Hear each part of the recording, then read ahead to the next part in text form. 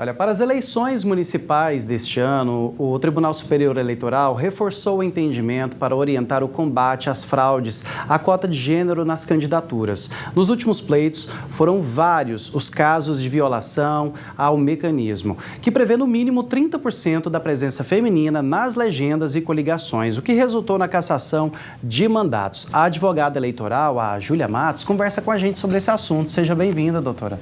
Tudo bem? Obrigada.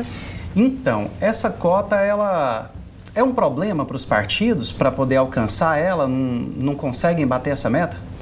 Então, desde 2009 nós temos na Lei das Eleições a cota de gênero, né? Ela serve para o gênero de modo geral, não só para candidaturas femininas. Como ela funciona? Qualquer chapa que os partidos políticos precisam lançar tem que obedecer ao percentual mínimo para cada gênero.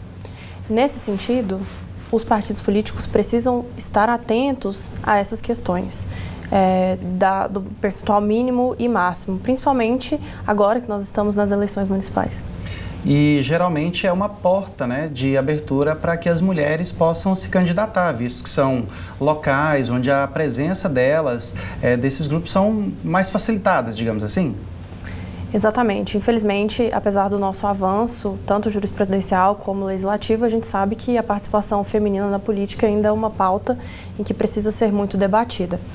A cota de gênero, ela é uma facilidade, porque como ela existe, o partido político tem que lançar pelo menos 30%, geralmente acontece com as candidaturas femininas, mas, a exemplo, se um partido tem que lançar uma chapa com 10 candidatos, 70% tem que ser de um gênero e 30% de outro.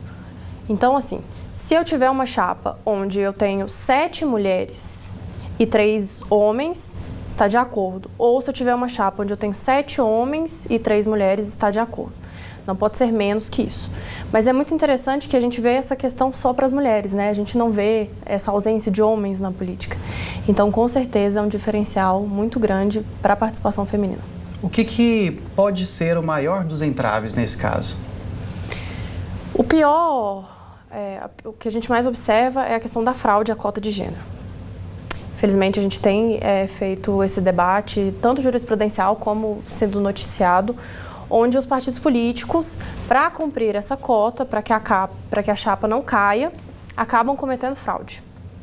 Eles lançam candidaturas femininas laranjas, pessoas que não querem se candidatar ou pessoas que nem sabem que foram escolhidas para candidatas, e para ter esse respaldo, né, para que a chapa não caia e não para que a mulher participe efetivamente da política. E aí a gente tem um outro problema, né? Sem a participação feminina ou a voz dela, visto que as mulheres são a maioria. O último IBGE, por exemplo, o último censo do IBGE apontou que 51,5% da população brasileira é formada por mulheres. Então, existe o quê? Uma descrença para que elas não participem? Um fechadinho?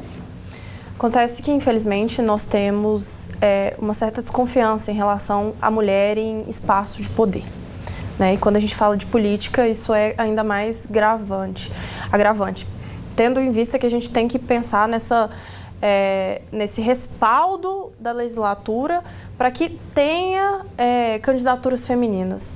E ainda mais, se a gente for analisar, que a maioria dessas candidaturas, de fato, não são candidaturas. Então, isso é muito preocupante, é uma coisa que a Justiça Eleitoral tem tentado coibir e está vindo aí com sanções cada vez mais graves, né, para a fraude à cota de gênero. E a gente espera que essas eleições a gente consiga, de fato, ter as mulheres participando sem que seja uma obrigação legal. Nas últimas eleições, há 2 anos, a gente viu, né, com mais intensidade essa apuração do Tribunal Regional Eleitoral, do TSE também. Mas o que pode acontecer, por exemplo, com a pessoa que frauda o sistema? Eu não pertenço à cota, mas eu vou me candidatar para ela mesmo para poder ajudar o meu partido. A fraude à cota de gênero, ela tem sido combatida tem 3 exemplos. Primeiro, a gente tem a nulidade do DRAP. O DRAP é a junção dos registros de candidatura. Então, se constatada a fraude à cota ali bem no início, no momento do registro de candidatura, vai ter a nulidade do DRAP, ou seja, o partido não vai poder nem registrar os seus candidatos. Caso isso seja descoberto no momento da diplomação, eles vão ter a diplomação retirada. E tem os casos mais graves ainda, que é quando eles estão no mandato, né? E aí tem o mandato cassado. E aí a pergunta que você fez é muito interessante, porque não é só a pessoa que fez a fraude. Não é só... ou então, eu não sabia do que estavam fazendo. Não, a chapa inteira cai. Todo mundo que estava na chapa... Foi conivente, né? Sendo conivente ou não, independente da comprovação de conivência ou de anuência, cai a chapa todinha. Então, se tiver diplomado, todos os diplomados não vão ser mais. Se for questão de mandato, cai o mandato inteiro. E independente, é interessante entender que assim, existe a figura da pessoa que de fato quer fraudar, existe a figura do candidato que sequer sabia que o partido estava fraudando. Só que ambos são prejudicados, porque a chapa inteira vai cair. E aí, como é que fica essa situação? As pessoas que estavam no pleito, por exemplo, geralmente não devolvem os valores recebidos pelo tempo trabalhado, né? A Justiça Eleitoral, inclusive, já divulgou que vai intensificar, vai dar uma celeridade maior para tentar identificar isso e punir, mas o que já passou já não tem como recuperar, né? Então, referente a tudo que foi gasto durante o período de campanha, a gente tem a figura da prestação de contas, né? É obrigatório que todos aqueles que se candidatam prestem contas à Justiça Eleitoral. Se a Justiça identificar que aquilo não foi prestado, essa pessoa faz essa devolução.